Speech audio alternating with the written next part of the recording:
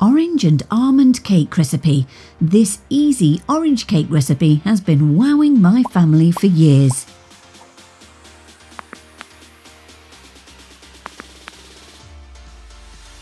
You need a 20cm baking tin that's been lined. Then in a mixer, place in 250 grams of soft butter.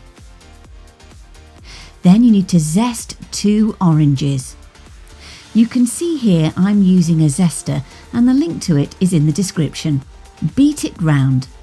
Now you need to squeeze the oranges and set aside for later on. Whilst the other mixture is beating away, you need 60 grams of plain flour sieved, 250 grams of caster sugar also sieved, and 1 teaspoon of baking powder. Then add in 250 grams of ground almonds. It's particularly important that you do sieve these because at the end there is always a gritty bit that you need to discard. Then mix round the dry ingredients. Now whilst you've been doing the dry ingredients, you'll see the orange mixture has gone really smooth. Just take a spatula if need be and give it an extra whiz round to make sure everything's combined. Then you're going to need 4 eggs. Now you use 1 at a time and then 1/4 of the dry mixture, and you keep alternating between the egg and the dry mixture until it's all used up. Then again, just like before, take a spatula round and make sure there are no pockets of dry mixture anywhere in. Now you'll see I'm using a baking belt here which I've dampened. I like to use them because they give a real smooth, even bake. There is a link in the description if you're interested.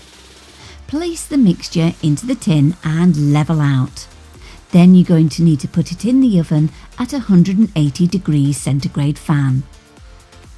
If during cooking it is getting too coloured on top, just place some foil over and place back into the oven. To make the syrup, get that reserved orange juice in a pan, along with 70 grams of soft light brown sugar, and simply just warm it through until it's all dissolved. Then you need to strain that too to make sure it's smooth without lumps. You can tell that your cake is cooked because when you place a knife in, it will come out clean. You then need to stab the top of your cake whilst it's still warm.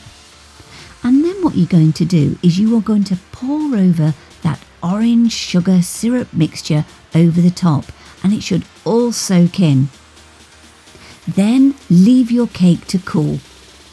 Once it's cooled, get 1 tablespoon of apricot jam and just add a little hot water to it. This helps loosen it.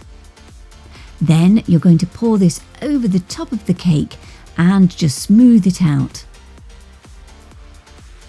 Flake some almonds on top, hence why we've used the apricot jam, because it makes it easier for them to stick. And as a final flourish, add a dusting of icing sugar. The full written recipe is on my website, cookingwithemily.co.uk.